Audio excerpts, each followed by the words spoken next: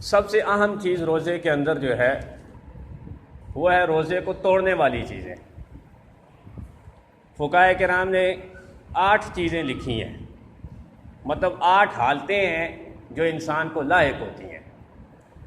ان کے نام یہ ہیں: نسیان یعنی بھول جانا، اور اسی طرح غلبہ، کسی چیز کا آپ کے اوپر غلبہ ہو جانا۔ تیسرے نمبر پہ ہے اکراہ، زبردستی کرنا، اور چوتھے پہ ہے اغماء، اسی طرح نوم، نیند، جہالت، جہل جس کو کہتے ہیں پتہ نہ ہونا، جنون، پاگل پن۔ یہ 8 حالتیں ہیں جو انسان کو لاحق ہوتی رہتی ہیں۔ انسان بھولتا بھی ہے، انسان جو ہے وہ سوتا بھی ہے، سو بھی جاتا ہے، انسان کو پتہ بھی نہیں ہوتا، انسان کے ساتھ کوئی زبردستی بھی کر سکتا ہے۔ یہ تمام کی تمام حالتیں ہیں۔ سب سے پہلے نسیان۔ نسیان کا معنی ہوتا ہے بھول جانا، یعنی ضرورت کے وقت آپ کو چیز یاد نہ آئے۔ جس طرح آپ کہتے ہیں کہ آپ کے جیب میں پین لگا ہوتا ہے یا ہاتھ میں پکڑا ہوتا ہے اور آپ ڈھونڈ رہے ہوتے ہیں کہ پین کدھر ہے، یا سامنے ہوتی ہے چیز آپ کو نظر نہیں آ رہی ہوتی، تو وہ ہوتے آپ بھول گئے ہیں، اب ضرورت ہے آپ کو پین یا وہ چیز۔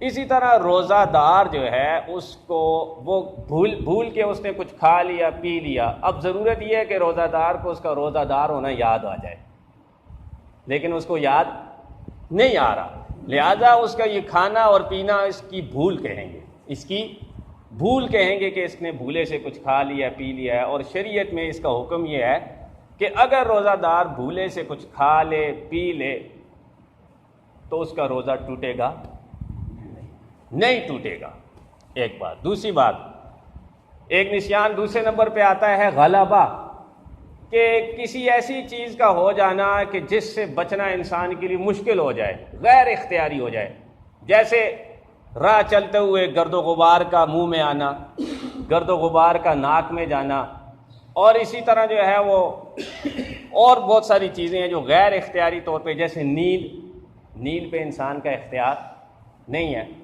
اب روزہ دار جو ہے اس کے منہ میں گرد و غبار آ گیا، دھواں آ گیا، ٹھیک ہے، اسی طرح آٹے کا گرد و غبار آ گیا، حلق میں اس کے چلا گیا، آیا کہ اس کو کہتے ہیں غلبہ، غیر اختیاری چیز۔ یہ نہا رہا ہے تو اس کے کان میں پانی چلا گیا، اب کان کو سائڈ پہ تو نہیں رکھ سکتا نا، ٹھیک ہے، یا کان پہ کچھ چڑھا کے ایسے بھی نہیں، بڑا مشکل ہے، حرج لازم آتا ہے، بندہ مشقت میں پڑتا ہے، اور ایسا شریعت کہتی بھی نہیں ہے کہ کانوں پہ کوئی شاپر چڑھا کے جو بھائی آپ نہاؤ کہ روزہ آپ کا مکروہ نہ ہو، نہیں، ایسی بات نہیں ہے، یہ غیر اختیاری چیز ہے۔ ایسے ہی سو گیا اور سونے میں جو ہے وہ احتلام ہو گیا مرد کو، ٹھیک ہے، تو یہ تمام کی تمام چیزیں ایسی ہیں کہ جو غیر اختیاری ہیں اور اس کا انسان پر غلبہ آ جاتا ہے۔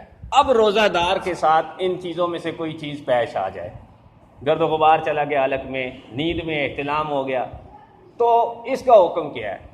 اس کی وجہ سے بھی روزہ ٹوٹتا نہیں ہے۔ نہ بھولے سے اگر کھا پی لیا تب بھی روزہ نہیں ٹوٹے گا، کسی چیز کا اس کے اوپر غلبہ آ گیا تب بھی اس کا روزہ نہیں ٹوٹے گا۔ تیسرے نمبر پہ اکراہ۔ اکراہ کا معنی ہوتا ہے زبردستی، کوئی بندہ زبردستی آپ کو کہ یہ کام کر نہیں تو میں تجھے مارتا ہوں۔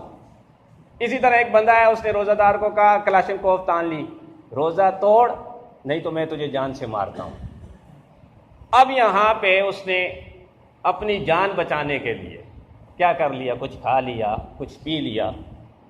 اب دل تو اس کا نہیں مان رہا کہ بھئی میں روزہ توڑوں، لیکن جان بچانے کے لیے اس نے کھا لیا، تو پی لیا۔ اب شریعت کہتی ہے یہاں پہ اس نے جب کھا لیا پی لیا تو اس کے اس کھانے اور پینے سے روزہ اس کا کیا ہو جائے گا؟ ٹوٹ جائے گا۔ جان بچانا یا نہ بچانا اس کے اپنے اختیار میں تو ہے نا، نہ کھائے تو جان جاتی ہے، کھائے تو جان بچتی ہے۔ تو یہاں پہ اس چیز کو دیکھتے ہوئے شریعت نے کہا کہ یہاں پہ اس کا روزہ کیا ہو جائے گا جی؟ ٹوٹ ہی جائے گا۔ بعض لوگوں کو مغالطہ ہوتا ہے، وہ کہتے ہیں نہیں جی وہ دل میں تو اس نے کہا تھا نا میرا روزہ ہے، وہ تو زبردستی کر رہا تھا۔ چوتھے نمبر پہ خطا۔ خطا کا مطلب ہوتا ہے غلطی سے کچھ کھا لیا۔ اب بھول میں اور غلطی میں کیا فرق ہے؟ بھول اور غلطی میں یہ فرق ہے کہ بھولے میں جب انسان کھاتا ہے تو کھانے کا ارادہ نہیں ہوتا، اور اس کو روزہ بھی یاد نہیں ہوتا، بھولے میں انسان کو روزہ بھی یاد نہیں ہوتا، اور خطا غلطی میں انسان کو روزہ یاد ہوتا ہے، انسان کو روزہ یاد ہوتا ہے اور کھانے کا ارادہ اس کا نہیں ہوتا۔ وضو کر رہا ہے، وضو کرتے ہوئے حلق میں پانی چلا گیا، اب اس کا ارادہ ہے پانی پینے کا؟ نہیں۔ نہا رہا ہے، پانی چلا گیا حلق میں، اب اس کا ارادہ ہے پانی حلق میں لے جانے کا؟ نہیں ہے۔